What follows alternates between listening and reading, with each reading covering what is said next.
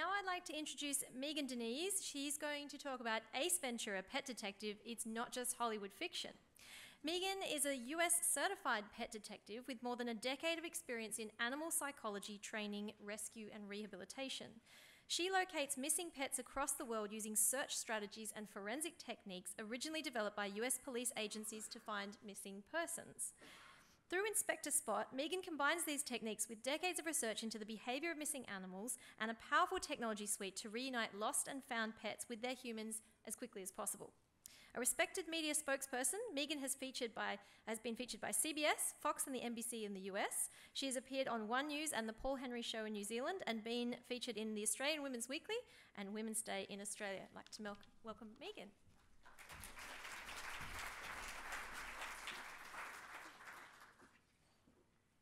Good morning. Hands up if you've heard of Ace Ventura. Most people in the room, hands up if you've ever met a real pet detective. My colleagues from Missing Pet Partnership definitely have. We speak pretty much every day. Right, let's get this thing going. Missing pets are a global problem, and it's part of a problem that Bridget, my colleague here, has touched on earlier this morning. A whopping 1 in 3 pets go missing during their lifetime. So for those of you who are pet owners, there's a 33% chance that each of your pets will go missing, which for me as a pet owner, I find absolutely alarming. If you hop online and Google, you will find that there are hundreds, if not thousands, of lost pet sites and social media pages all across the internet. Every day we are sharing lost and found photos right across the internet. But if you have a look at your return to owner rates, are they actually improving? No, they're not. So something's absolutely going wrong. Unfortunately, modern technology is a wonderful tool. We're not saying don't use it, but we need to understand the role that it plays in helping to reunite lost and found animals. Owners need to understand the role it plays, and they need to understand the other things that they really need to do. In some ways, social media is wonderful, but in other ways, it falsely gives owners the impression that they're doing everything they can, when in reality, there is much more that they can be doing. How do we know this? I'm a US certified pet detective, and I'm one of only a handful of people in the world working full-time to recover missing animals. Over the last 10 years, I've become an expert in missing animal psychology, and over the last 5 years, I have been researching, testing, and refining a system to help bring pets home safely. That testing has shown that while social media and websites are incredibly important, they are not the silver bullet that you really need to get pets home, and there is a lot more that pet owners need to be doing. Your reclaim rates, as you've aha'd when I asked the question, are showing exactly the same story. Despite the fact that we have incredible technological resources, pets are still not returning home safely. Right here in Australia, only 46% of dogs are reclaimed by their owners through shelters and rescue groups, and only 1% of cats are reclaimed. That's a shocking statistic. Cats are a particular problem. We've been seeing this firsthand. Over the last 5 or 6 years, we have been locating missing animals, but quite often we've located them after they've been handed into a shelter and rehomed with another family, and that's something that concerns me. So what's going wrong? There are 4 key issues that we have with websites and social media, and we're going to talk to each of these in turn. First of all, it's very difficult to control who these lost and found photos reach. Social media goes absolutely everywhere. There are 2 billion people on Facebook currently, but most of those people are nowhere near the average missing pet. As Bridget mentioned during her presentation, the average missing pet doesn't travel as far as what we imagine they would. We've all seen stories of the dog that has walked tens of thousands of kilometres to find their home, but in reality, the average pet doesn't do that. What happens though is people see that their pet's photo has been shared many, many times. They will see that 10, 20, 30,000 people have seen their pet's photo, so it gives them the impression that they've done the best that they can do to locate their missing animal. That causes them to stop doing the things, the old school things that really do work. Things like posters, things like flyers, talking to neighbours, which, as Bridget said, people just don't want to talk to each other anymore. They don't want to speak to their next door neighbour. They don't want to get out there with a flashlight. That compromises the return of lost and found animals. Ineffective communication. One of my pet hates are those systems that phone and leave messages randomly to people in the neighbourhood saying there's a black cat lost in your neighbourhood. I hate them because every week I get phone calls and messages from people saying, stop ringing me, where did you get my number? And I have to say, I get it, it's not us ringing you, it's really not. But there are systems out there that do it. The reason why I'm not a fan of these systems is firstly, I have to deal with their complaints every week, but secondly, they're missing a few key things. People are increasingly getting rid of their landlines, and these systems only work on landlines. They are also neglecting to acknowledge the fact that people really don't like unsolicited phone calls. You want people to want to look for missing animals. You don't want to be bugging them with unsolicited messages. And finally, these systems that just phone people are missing one really important thing. Where's the photo? You can't send a photo down a phone line. Technology has also come on in leaps and bounds, but that's caused confusion for consumers. Those of us in this room understand how microchips work. We understand how a lot of technology works, but the average person doesn't. One of the pieces of technology that was developed around 4 or 5 years ago, and it is a piece of technology that we personally use, is facial recognition technology. And you will have seen this morning on the news that Apple's new iPhone includes facial recognition technology. It's amazing. We've been using it since 2012, but we very rarely talk about it because it doesn't help to find missing animals. It doesn't find them at all. All it does is it helps to identify them after they've been found. And that's a good reason why this technology's never really taken off globally. It's been in North America for 4 or 5 years now, and the 2 companies that use it have really struggled to make it commercially viable, and in many cases have actually taken that technology offline as they try to refine it. Another piece of technology that's misunderstood, microchips. As Bridget mentioned, they're not GPS capable. You know what, eventually they may be GPS capable, but that's decades away. We have pet owners who come to us and say, it's okay, my pet's microchipped. I'm like, well, that's not going to help to find them. And all it does is to identify them. But that requires someone to find the animal, recognise it needs help, pick it up, take it to see one of you, scan it, and then check however many microchip registries are in your particular area. And in the United States, that's well over a dozen. But the bottom line is it helps to identify, but it doesn't help to find missing animals. It's the finding part that's really critical. Inaccurate information is another challenge in this day of the website. There are incredibly well-meaning people out there who will Google up a storm and they will provide lots and lots of advice on lost and found pets and how to recover them. But there's a lot of myths out there, and there's a lot of pieces of information which actually stop missing animals from coming home safely. One of Bridget's personal favourites, and definitely my personal favourite, is the litter box trick. Do not ever tell someone to put their cat's litter box outside. First of all, there is no research anywhere in the world that shows that a cat can smell it from miles away. Secondly, litter boxes are a form of scent marking. Cats pee and they spray in order to mark their territory. If you go and pop a cat's litter box outside, you're indirectly inviting other cats and potentially predators into that cat's territory. They will pick up the smell and they will come and remark over the top of it. If you've got a cat that's particularly timid, that's going to push them further away because they know that there's now another cat in their territory, and that's why we don't recommend doing that ever. But it's a piece of information which is circulated on the internet every single day. So what do we do, and what do we do differently? I work very closely with Missing Pet Partnership in the United States, talk to Bridget pretty much every day, and essentially what we do is we take the education that Bridget provides to rescue groups and shelters, and we actually give pet owners practical tools, and we do a lot of the work for them. We have a 5-pillar system to successfully locate missing animals. The first part of that is we have an education and prevention program. Now, bottom line is we're paid to recover missing animals, so in theory we'd want lots of them to go missing, but that's not the case. I would much rather have people prevent their animals from going missing in the first place, so we provide really detailed guides to help them keep them in their homes.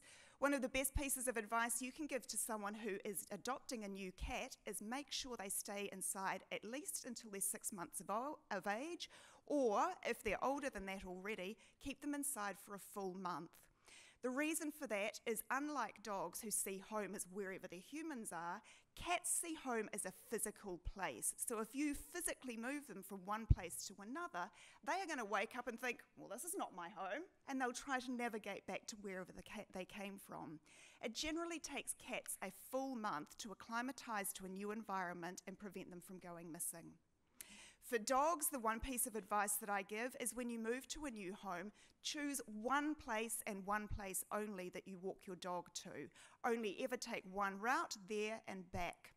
The reason for that is you're teaching the dog a pattern of behaviour. So if they do get out, and it happens, my dogs get out from time to time, they escape through a gate and think, woohoo, we're going on a journey. But my guys come home every single time because I only ever take them to one place and then they come back again. That means if they do get out, I know exactly where to go and look for them. That's a trick that we use with deaf dogs in the United States, and we've successfully recovered many, many deaf dogs simply because their owners have had this particular rule ingrained and they don't ever vary it.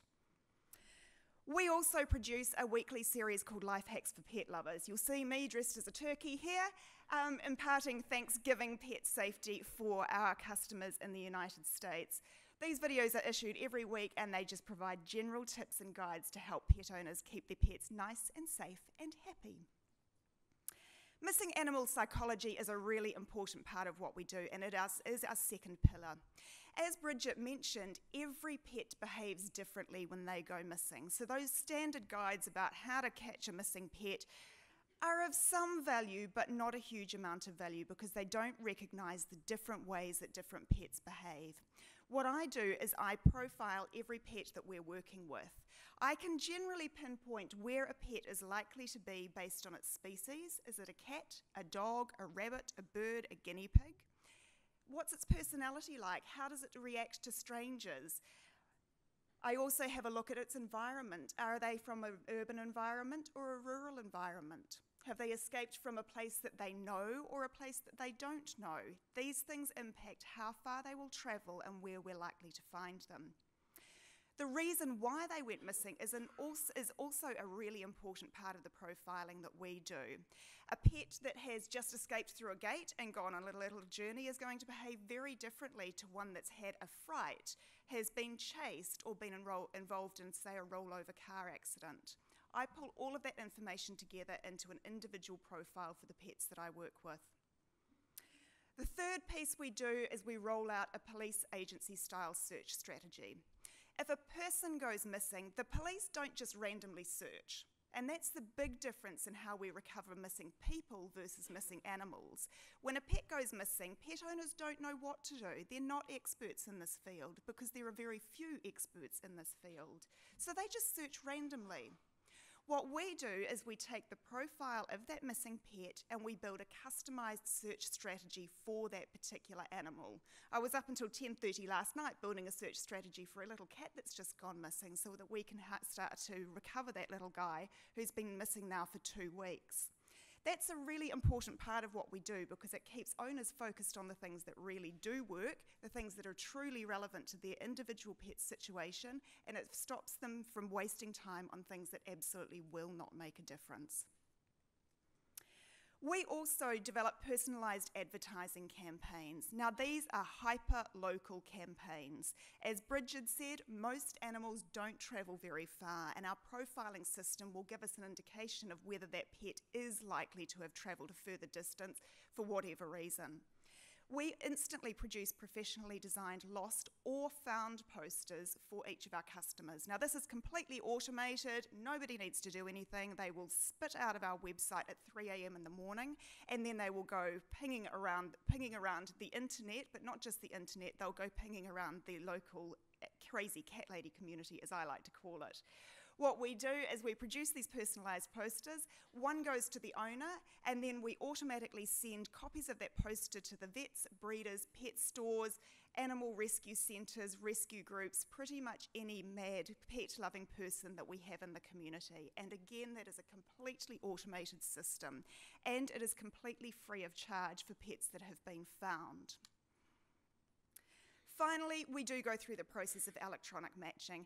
As I mentioned, we've been using facial recognition technology since around 2012, but again, it's something that we very rarely talk about, quite simply because it is simply a matching process. In countries like Australia and New Zealand, it has limited applicability, quite simply because we're not dealing with a situation where we're trying to match 10,000 black Labradors and figure out where they came from. But in markets such as North America, where we also provide services, it does help to speed up the matching process of lost and found animals and make it a little bit more fast, a little bit quicker. But wait, there's more. We are also in the process of building a team of canine pet detectives, and this little guy, Sherlock, is the first canine pet detective, we believe, in Australasia, potentially the Southern Hemisphere. These little guys are amazing. They are learning to take the scent of a missing animal and track that scent to determine exactly where that pet went. Watching Sherlock in action is incredible. He absolutely loves his job. He is besotted with it. It is a very noisy process. The minute he sees the scent tools come out, he shrieks at me. He shrieks and barks and carries on. He cannot wait to get moving. So Sherlock is the first to be rolled up, but there's an entire team of them coming that will help people to reunite themselves with their animals a lot more quickly. What's in it for you? This stuff's great. We've spent a long time and a lot of money building it, but we also provide free tools for shelters. We recognise that locating lost and found animals is part of what you do, but it's not your core business. And with reclaim rates as low as what they are, we recognise that you need tools that you can use, which are not going to take a lot of time and are not going to drain your incredibly limited financial resources. We work with lost animals, but we also work with found animals. We help to locate the humans that belong to the animals that come into your rescue centres, and we do it completely free of charge. Through our system at inspectorspot.com, you can send out free found pet alerts instantly. That gives you your found poster, which you can pop in reception. That gives you online listings, which are optimised for Google and are sent out regionally. And that also gives you an alert, which is sent out to the other rescue groups and pet stores and vets in your area. It's something that you can use completely free of charge, and it's coming to Australia next year. We also provide incredibly detailed guides. I know that someone asked this in Bridget's session yesterday. Do you have guides to help people that have found missing pets? And the answer is yes, we do. We have a detailed guide that you can co-brand with your logo, and you can pass on to people that are bringing found animals into your centre.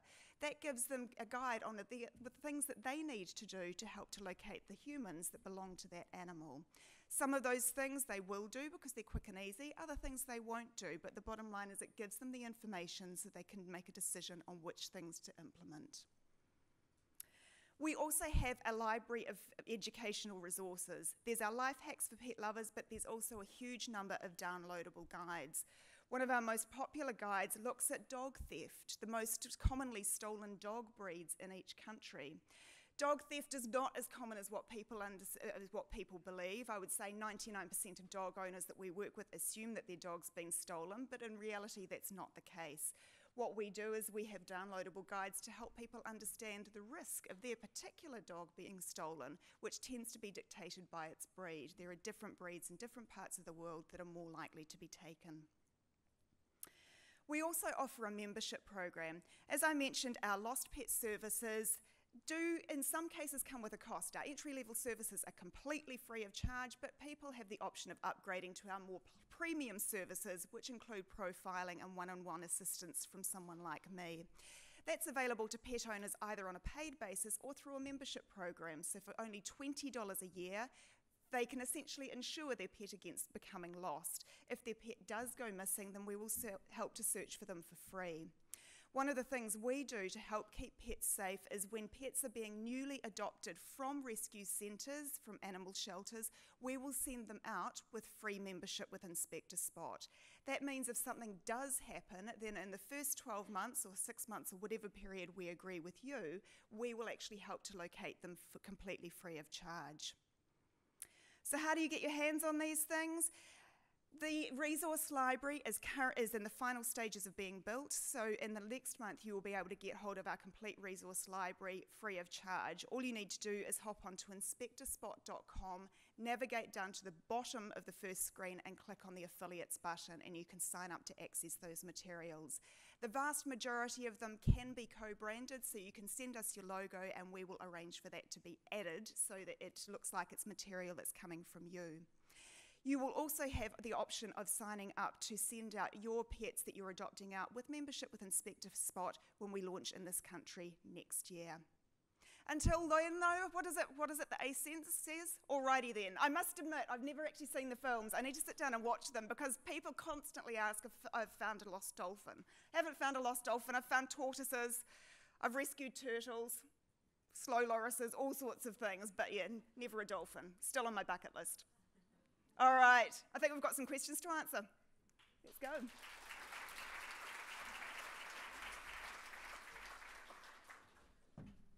So if you've got some burning questions, if you could line up at our microphones. And the other thing I wanted to remind you while we're waiting for those questions is lunch is being served in Nosh restaurant, and if you have a dietary requirement, that will be marked, and our next session is starting at 1 p.m. sharp. I'm not going to educate you about that. I'm going to trust you that you're all going to come back at 1. We'll have this person here. This one's for James. In your slide, we are all responsible and the owners list. It stood out that desexing wasn't mentioned. When I've adopted to people who are from some European countries, there've been great opposition to desexing. Is desexing of cats and dogs not common practice in parts of Europe?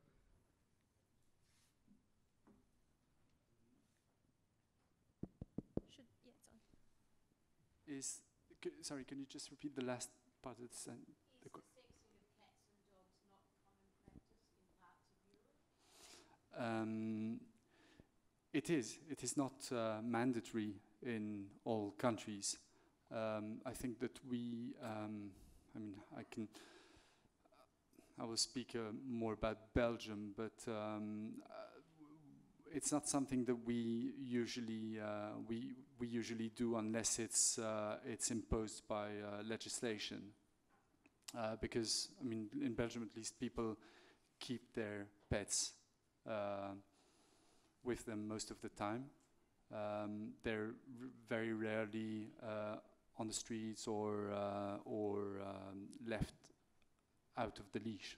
So people don't think that there's a risk for animals to breed so quickly. But it is in other countries. It is a common practice.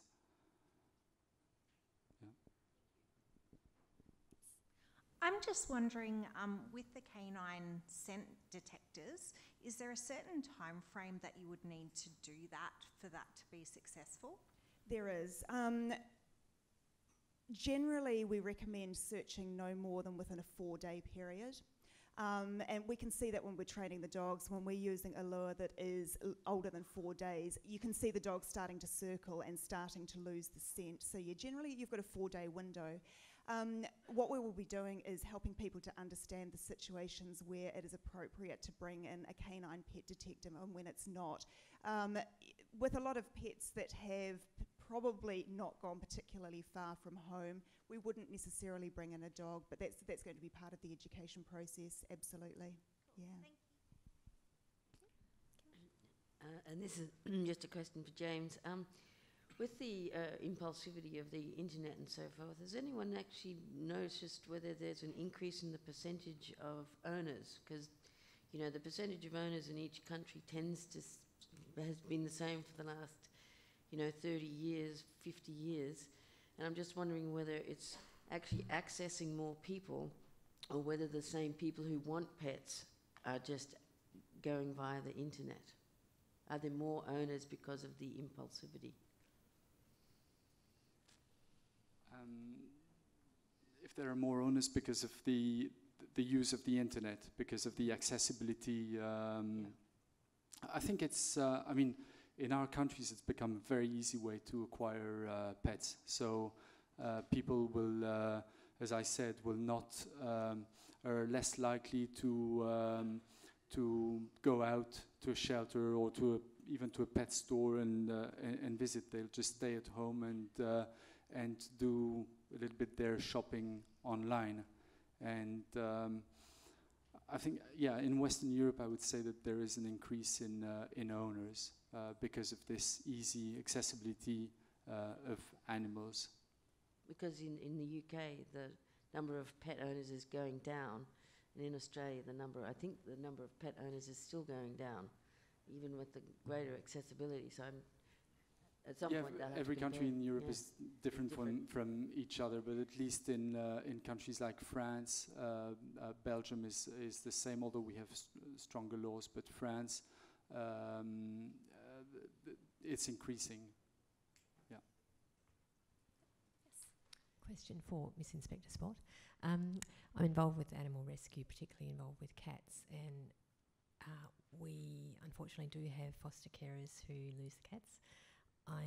It seems to be a very common willingness to share on Facebook that the cat is missing, but a deep reluctance to go door knocking and searching, which I've been aware of. Missing pet partnerships fantastic work for a number of years. And I'm wondering if you have any suggestions on overcoming that barrier, because I can't physically search for every missing cat in my city. That is a problem, and we're actually working with someone in a very similar situation to you currently. We're amazed at the number of cats that go missing from foster homes, but that comes back to the fact that cats see home as a particular place. They have just been brought into a foster home that's unfamiliar, so they wake up and they panic. They don't see it as their home, and so they do try to get out, and that's why you do see cats escaping through incredibly tiny windows. What I would suggest in that situation is, firstly, and you will be doing this already, definitely encourage your foster parents to go and speak to their neighbours. In those situations, though, a foster cat, particularly a timid one, is unlikely to have gone particularly far. If they're absolutely refusing to speak to their neighbours and absolutely refusing to go out and do a physical search, what I would then suggest they do is get out and at least get posters and flyers into letterboxes and onto lampposts in their general area.